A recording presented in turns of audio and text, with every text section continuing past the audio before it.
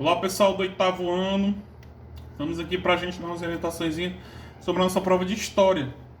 Haja em vista que eu vou aqui explicar as duas últimas questões que não deu tempo a gente ver na aula, mas está no capítulo, tá? A nossa prova tem dois capítulos, né? Que é o Segundo Reinado, né? E o capítulo que fala das relações causadas entre as ideologias raciais determinadas no contexto do imperialismo europeu e seus impactos na África e na Ásia. Aqui a gente vai falar da unificação, né, dos países, da Primavera dos Povos, unificação de Itália e Alemanha. Tá? Aí lá eu vou explicar, mas vamos começar aqui pela primeira questão. A primeira questão é só para você explicar quem foi o grande destaque na libertação dos escravos no Ceará. Foi um cidadão que disse: no Ceará não se embarca mais escravos, né? Que foi um dos precursores do movimento abolicionista aqui no Ceará. Aí tem um nome lá, você vai ver qual é o nome e vai responder. A gente fez até uma pesquisa, se eu não me engano, com ele, né? Foi tema de uma pesquisa aí que foi um dos trabalhos de vocês, tá?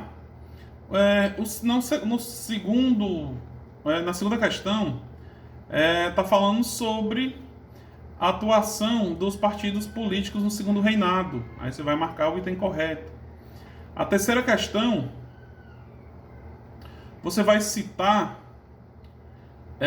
duas empresas de Barão de Mauá. Né? A gente viu o tipo de empresa que ele tinha. Né? Foi um grande investidor do Brasil, um grande empresário, foi para a Europa, para a Inglaterra, para trazer novas tendências para o Brasil na época. Então você vai dizer duas. A terceira questão, a quarta questão é muito fácil, você só vai responder por que a Revolução Praieira recebeu esse nome. Tá? A gente sabe que a Revolução Praieira foi uma revolução feita pelo partido o liberal contra o conservador, né? Em Recife, em Pernambuco. Aí você vai dizer só porque levou esse nome.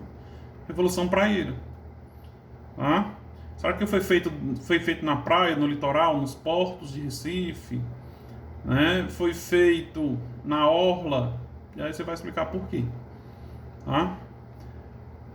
Aí também você vai falar, a quinta questão fala da Guerra do Paraguai, porque a Brasil, Argentina e Uruguai se reuniram para guerrear contra o Paraguai. Você vai explicar. A sexta questão está falando da libertação dos escravos, da abolição, das leis. Aí você vai ler e vai marcar o item correto. Tá? A sétima questão está falando sobre o café, onde o café foi introduzido, que parte da região do país o café foi introduzido no segundo reinado. Tá? A oitava questão já é do capítulo seguinte. Tá?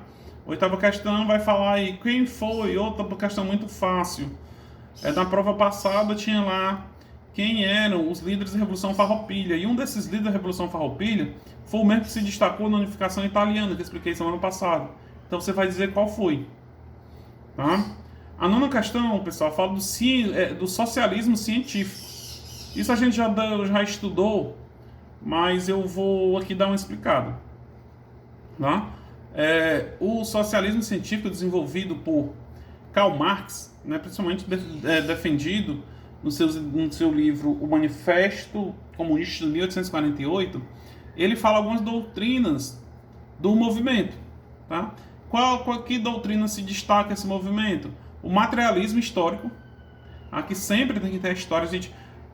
Segundo Karl Marx, ao longo da história sempre foi uma luta de classe entre patrão e empregado. Entre a burguesia e o proletariado. Então, tem que ter materialismo histórico. Outra doutrina do socialismo científico é a luta de classes. Então, essa que eu acabei de dizer. Sempre vai haver luta de classe, o patrão contra o empregado. Como é que se essa luta, professor, é de briga? Não. Essa luta é através de briga por direitos, greves. Né? Greve é um movimento dos empregados contra os patrões. Então, sempre houve essa luta de classe. E também um que faz parte do socialismo científico, a mais-valia. Professor, não sei o que é mais-valia. Mais-valia é a sobra do lucro quando é dividida com os empregados. Não entendi, professor, explica aí. Digamos que nós temos uma empresa aí no 8º ano. A nossa meta, eu acho que eu vou explicar isso para vocês. A nossa meta é atingir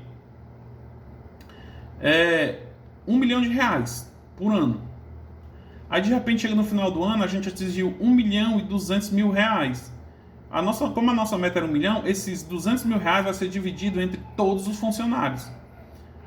Se a gente tiver 100 funcionários, pega os 2 milhões e divide ou 200 mil e divide por todos os funcionários. Partes iguais. Então isso é que é a mais-valia. Então esses são os fundamentos do socialismo científico. A 10ª questão está falando de um movimento que surgiu na França, onde botou os operários no poder. Mas não deu muito certo, não durou muito. Tá? Porque os operários, a gente sabe que quando os operários estão no poder, se caracteriza pelo socialismo, onde todos têm os mesmos direitos, direitos iguais. Né? Ninguém ganha mais, mas ninguém ganha menos. Tá? Então esse modelo de governo dos operários foi caracterizado em Paris. Aí isso aconteceu em Paris e recebeu o nome de Comuna de Paris, que esse movimento foi o primeiro movimento operário moderno que chegou ao poder. Tá? Então é isso aí.